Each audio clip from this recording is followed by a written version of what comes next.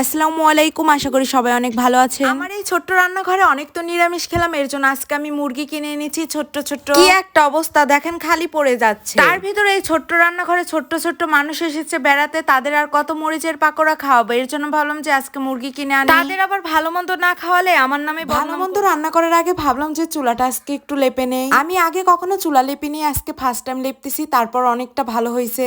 আমার কাছে ভালো তেমন মাটি ছিল না, আমার টপ থেকে মাটি নিয়েছি। যেহেতু অনেকদিন ধরে রান্না করতেছি, একটু চুলাটা কালি কালি হয়ে গেছিল, এর জন্য ভাবলাম যে আজকে লেপে তারপরে রান্না করব। এই প্রথম আমার ছোট চুলায় মুরগির মাংস রান্না করব। এরপর আমি তেল দিয়েছি, তারপরে পেঁয়াজ আর মরিচ আর গরম মশলা দিয়ে ভালোভাবে একটু বাদামি কালার করে নিব। আমরা সবসময় যেভাবে রান্না করি আমি সেভাবেই রান্না করছি, কিন্তু এই তরকারিটার ঘ্রাণ একটু অন্যরকম ছিল আর খেতেও ভীষণ ভালো হয়েছিল। এর মানে বোঝা গেল মাটির চুলার রান্না সব থেকে মজা। এখন আমি মশলাগুলো দিয়ে ভালোভাবে মশলাটাকে কষিয়ে নিব। আমি এটাকে বেশ কিছুক্ষণ কষিয়ে তারপর মাংসগুলো আগে কষিয়ে তারপর মুরগির মাংস দিয়ে দিচ্ছি। এই মাংসটা রান্না করতে যে কতবার জাল ধরানো লাগছে তার কোনো হিসাব নেই। যাই হোক, তারপরেও যে এটার ভিতরে রান্না করে খেতে পারছি এটাই অনেক। এই পর্যায়ে আমার ভালোভাবে কষানো হয়ে গিয়েছে, তারপরে পরিমাণ মতন ঝোল রাখার জন্য পানি দিয়ে দিব, তারপরে ঢেকে তারপরে এটাকে আমি অনেকক্ষণ ভরে জাল দিব। এদিকে আমার ভাত রান্নাও হয়ে গিয়েছে, অন্যদিকে আবার তরকারি বসিয়ে দিয়েছি। হয়ে গেলেই তারপরে দুপুরের খাবারটা খেয়ে নিব।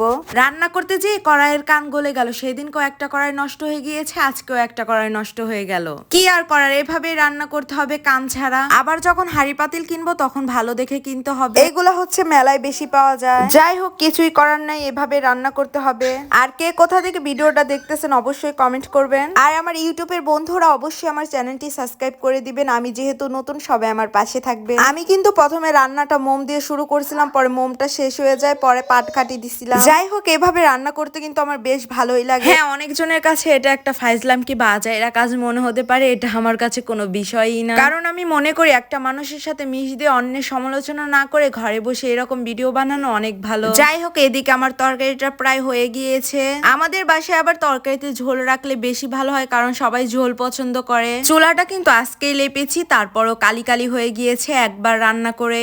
আমি প্রায় 3 বছর পরে মাটির চুলায় রান্না করতেছি, আনন্দটা অন্যরকম লাগতেছে। দেখো কি সুন্দর একটা কালার চলে এসেছে, আর তরকারিটাও হয়ে গিয়েছে। আমি অল্প একটু ঝোল রেখেছি, কারণ আমি একাই খাবো না। আমি একা খাবো না, আমার বাসায় মেহমান আছে, আমি তো ভুলেই গিয়েছিলাম, এর জন্য বলেছি আমি একাই খাবো। এখানে আমি ভাত বেড়ে নিচ্ছি। প্রথমে আমি খেয়ে দেখবো যে তরকারিটা কেমন হয়েছে, তারপরে মেহমানদেরকে খাওয়াবো। আর মেহমানদের জন্য গরম ভাত বসিয়ে দিব এখন। এগুলো সকালে রান্না করেছিলাম, এর জন্য ঠান্ডা হয়ে গিয়েছে। আর মেহমানরা হচ্ছে পিচ্চু পাচ্চু মতন, ওরা আর কতটুকুই খাবে, এর জন্য আমি আগে খেয়ে নেই, তারপরে বাঁচলে ওদেরকে খাওয়াবো। মাংসের কালারটা কিন্তু অসাধারণ হয়েছে এবং খেতে অনেক মজার ছিল, কারণ এটা তো মাটির চুলায় রান্না, এর জন্য খেতে একটু বেশি ভালো ছিল। তো ভিডিওটা এ পর্যন্ত, সবাই ভালো থাকবেন আর আমার চ্যানেলটি সাবস্ক্রাইব করে আমার পাশে থাকবেন। আল্লাহ হাফেজ।